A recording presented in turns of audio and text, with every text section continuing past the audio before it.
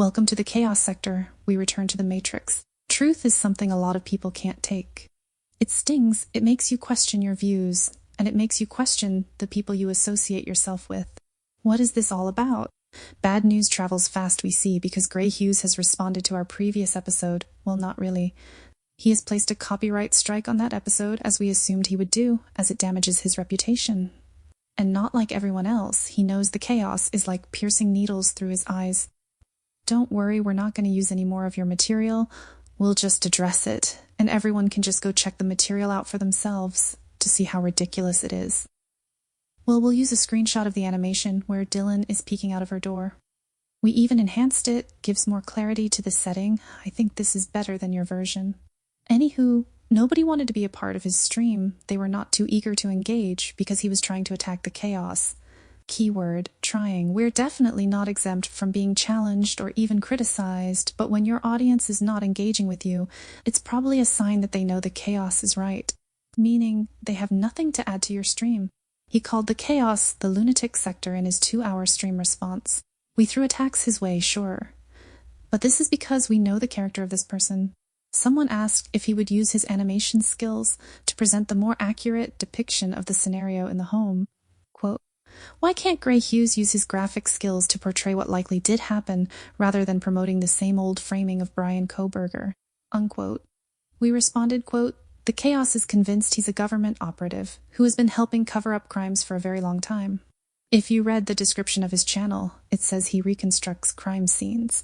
This is not a true crime investigator, to be technical.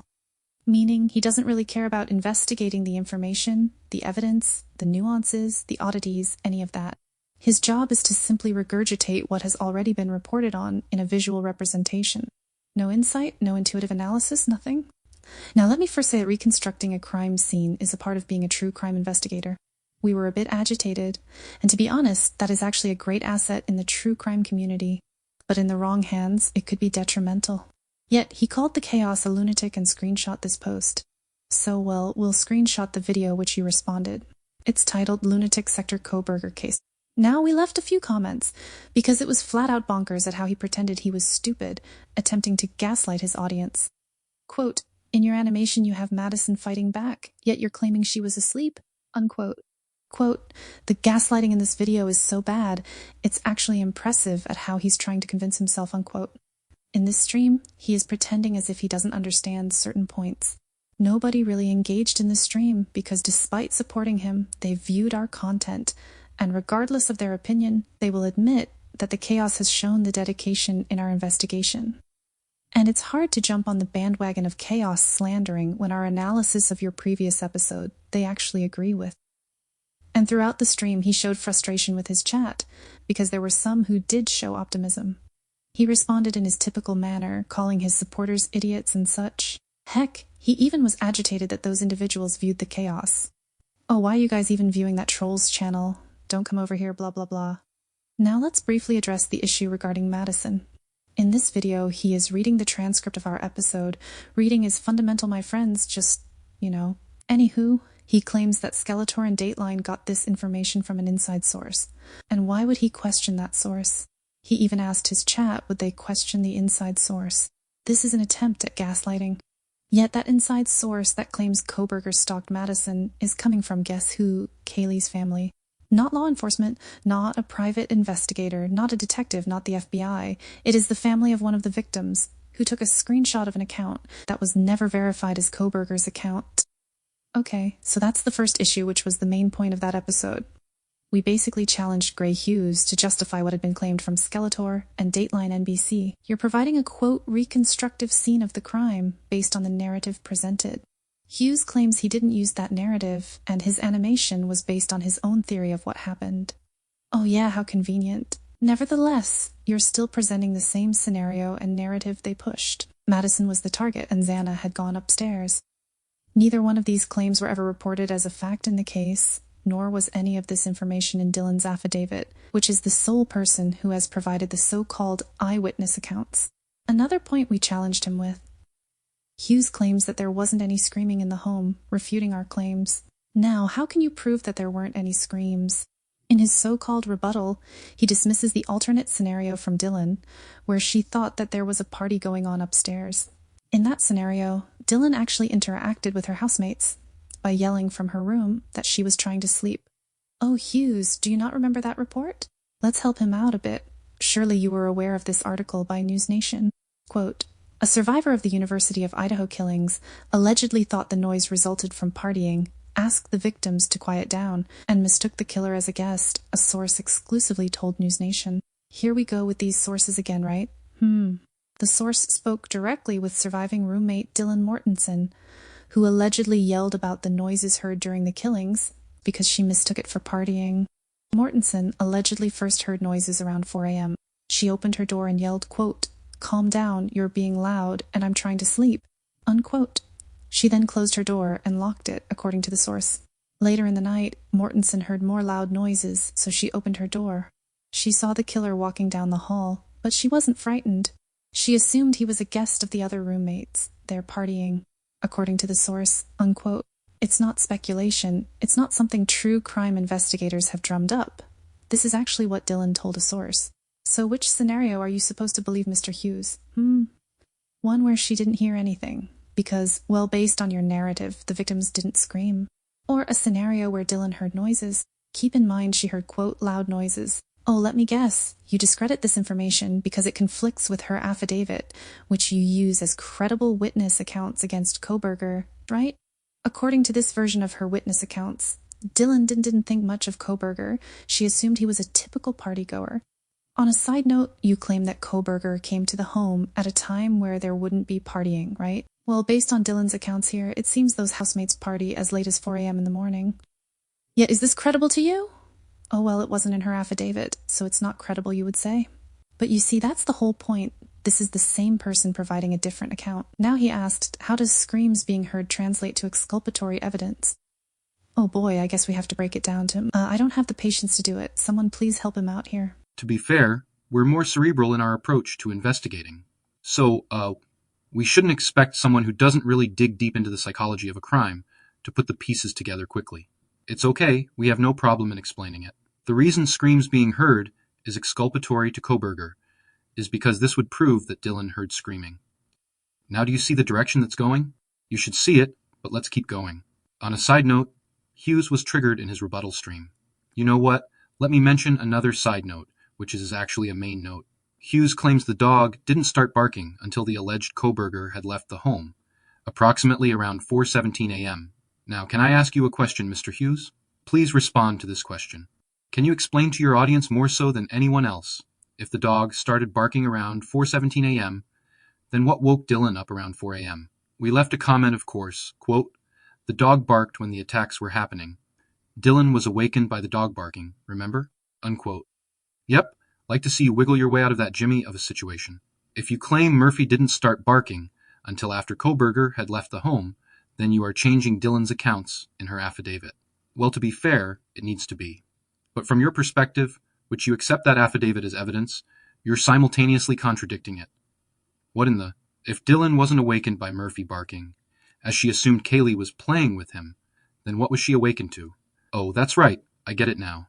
The reason you don't want to acknowledge the dog was barking while the alleged Koberger was physically in the home is because it would be associated with the attacks upstairs. And that would also include, get this, screaming. Oh, okay, I see the plot. Here's an angle that you definitely didn't see coming from the chaos, since you claim that Madison was the target, and it was reported early in the investigation that Kaylee was the target, a masked man in that bedroom, regardless if they were asleep or not, once they were attacked, and realized that danger, instantly they would think about that stalker. Get this, the stalker narrative applies to both of them, like what we did there. Kinda slick, wasn't it? So realizing the danger of that stalker in real time, in the bedroom, that's even more reason they would be screaming. In fact, before the alleged Koberger even reached Madison's bedroom, Murphy would be barking, which would more than likely wake Kaylee and Madison up. I mean, the dog woke Dylan up, right? And stop with the whole, oh, they were drinking. You all are using intoxication to justify the lack of strength, awareness, mobility, even consciousness. Yet at the same time, this intoxication doesn't affect Dylan from popping up at 4 a.m. due to hearing Murphy and Kaylee upstairs, recalling who she assumed was heard, specific statements heard, and describing specific details about the alleged lone killer. Seemed to me she was quite sober, and Xana was awake, allegedly ordering Jack in a crack and on TikTok. Now we know you have knowledge about dogs and their sixth sense, where they detect danger. Yet you're intentionally avoiding that element. Let's just provide the information, so you can't pretend like you've been living under a rock. Quote, dogs have an incredible ability to sense danger due to their heightened senses and instincts. They can detect potential threats long before humans do, using their sharp hearing, powerful sense of smell, and ability to read human emotions and body language. This allows them to pick up on subtle cues that humans may miss, making them natural warning systems for various dangers, such as storms, intruders, or health emergencies, unquote. Out of all those warning systems, there are two we apply here: health emergencies and intruders. I'll say it again. Intruders. Kohberger walking up the stairs, which would have a creaking noise by the way, Murphy would detect that danger. The reason being is because for one, the frequency or energy or vibe, whichever term you want to use to describe bad intentions, would be detected by Murphy. It doesn't matter how slowly Kohberger went up the stairs. His frequency would raise an alarm for Murphy. It would be very silent in the home during this time, so all Murphy is detecting is that bad frequency moving around. Even humans can detect these frequencies, just not at the same level as dogs. Now it doesn't mean he would just start barking out of control, but he would definitely start growling, or even whimpering, depending on his courage level. And since Dylan was awakened by Murphy barking, then we know his barking was due to the attacks in Madison's bedroom. But let's peel back that layer. Which one seems more likely here? Dylan being awakened by Murphy barking, or Dylan being awakened by screaming and Murphy barking? Remember, her bedroom is directly underneath the bedroom where the attacks took place. We're going to go with, that's right, the screams from that bedroom. Which brings us back to the point. If Dylan heard screaming, then she was aware of violence in the home. Yet this wasn't mentioned in her affidavit. Why wasn't screaming mentioned in her affidavit? Because it would prove she was aware of the violence. We're going in circles, but hopefully you won't get dizzy. With Dylan being aware of screaming, this changes the setting, and it changes her affidavit, which is allegedly her witness accounts. If she heard screaming, then even in the scenario Xana was in the kitchen during this time frame, she would have heard it as well. Xana then goes to wake Ethan up. Now you have Dylan, Xana, and Ethan aware of violence in the home. Didn't we mention this scenario already in that episode? Yes, we did. Now that's the physical setting in the home, based on the lone killer narrative. But based on your claim, Kohberger basically punched Kaylee around before stabbing her to death. Now do you think she would have yelled out help? What about Madison? Let's replace screaming with screaming out help. Now that's even more likely to be the setting. It would explain why Dylan closed her door. She didn't want to help her housemates who were pleading for help. Anywho, if screaming was not in her affidavit, then it means the authorities wouldn't want this to be a part of it. Why? Because it changes the chain of events. Now, here's the main reason it's exculpatory. Hearing screams is not only heard by Dylan, but it's also heard by the victims that aren't being attacked yet. Screaming, a dog barking, housemates panicking, Kohberger would be overwhelmed by all of this frantic movement and activity.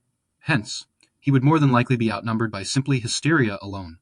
But if there are multiple killers, they can manage the hysteria better, despite the screaming and such, because there are killers basically matched to each victim. You understand? I don't think you do. It needs more clarification for your type of damage control. You see, screaming sets off an alarm in the home. Kohberger attacks his alleged target in Madison, and let me say this also. There are different types of screams at play here as well. You have the screams resulting from being attacked, such as being stabbed. It may not be as loud as the screams of realizing the danger, but there will obviously be an audible response. Then you have the scream out of fear, which can come from the same person being stabbed, as they realize the danger of their life being threatened. Hughes tries to downplay this by stating the chaos quote, watches too many horror films. Where do you think they get it from? That's right, real life events. No matter how unrealistic some films may be, the core of the horror scene is based on the human reaction to fear and danger. It's not the theatrical performance, where the screams are so exaggerated, of course not, but then again some do react that way in real life. Screaming indicates that Dylan's alleged encounter with the masked man would mean she knew he had just came into the home, murdered her housemates, and walked out. Now she would know this, and yet never called the authorities. Again, the screaming, yes, the screaming. Dylan would know her housemates were attacked, and then murdered. So after observing the alleged Koberger walk past her, with all black on and a mask, she knew he came into the home and committed the crime. Now the exculpatory element here is that she wouldn't call the authorities until 8 hours later, meaning she knew her housemates were in that home deceased and waited to call for help. She wouldn't do this if it was some lone killer. But if it was a planned attack, where she knew her housemates were going to be murdered, she would wait, along with Bethany, to figure out a way to cover it up. Simple, you understand? And that's why it's exculpatory to Koberger, because it proves that Dylan was aware her housemates were being murdered and didn't think to call for help. Koberger would be some creeper stalker who she never met. She's calling the cops immediately. But if there were multiple killers who she knew of, knew the motive behind the murders, and were even associated with, she wouldn't dare call the cops, due to the consequences. Well, that pretty much does it for Gray Hughes. Yes, he claimed Murphy was barking until after the murders, which contradicts Dylan's affidavit. So eager to deny that the victims were screaming, he contradicts the key eyewitnesses' accounts when damage control goes wrong. Now let's make sure everyone understands what this means. First though, let's clarify the analysis. You can't associate a frozen and shocked face to Dylan in the scenario she was aware her housemates were murdered. The reason being is because she was experiencing that in real time. The frozen and shocked phase would have happened during this time frame. You see, after the attacks and murders, she has regained her sense of what happened, and the next move would be to close her door, lock it, understandable, and call the cops. Bethany is in this equation as well, but we have to establish what unfolded based on Dylan's accounts, because her affidavit is the only one publicly released. Maybe they wouldn't call 911 first. Perhaps the very Hunter and Emily would have been called. We suggested this anyway. Then they called 911 soon after. This wouldn't be around 12 p.m. later that day. But if there were multiple killers, Dylan, along with everyone else, would be scared to do anything, because they could be threatened, you see? They were threatened anyway. Screaming is exculpatory because, as we mentioned, proves Dylan basically allowed her housemates to be attacked and murdered. She should have called the cops while it was happening. And then Hughes states, well, Koberger had to improvise due to Kaylee being in Madison's bedroom and Xana being a witness. Improvise?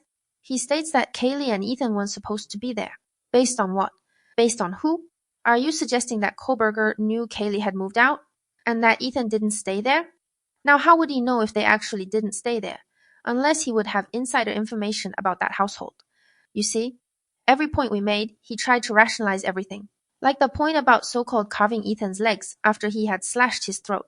Oh, he didn't want Ethan to get up, really? Also, he claimed that Moscow PD suspected that Madison was being stalked early on. Again, where would they get that information from? Yep, Kaylee's family. Oh, another thing. He mentioned that the reason the claim about Madison being stalked is a fact is because the judge was concerned that information had gotten leaked out. That's not proof, it's a fact. Why? Because it was already claimed by Kaylee's family. They provided the screenshot of the very claim Koberger followed Madison and Kaylee. Remember? The mainstream media claimed this was digital evidence that Koberger stalked the housemates. Yet the prosecution stated there was no evidence Koberger stalked anyone. The same claim was described as speculation by the state. Skeletor presented the same claim in a recent episode, deeming it as groundbreaking evidence that they exclusively broke, which warranted the court to respond, when in reality, that so-called groundbreaking evidence was already debunked by the prosecution, and the source of it was Kaylee's family, who never showed actual proof the Instagram account was Koberger's. So you're talking in circles, trying to force a motive into the case, just like Skeletor, because there isn't one. Without any evidence Koberger stalked Madison, we just come right back to the question.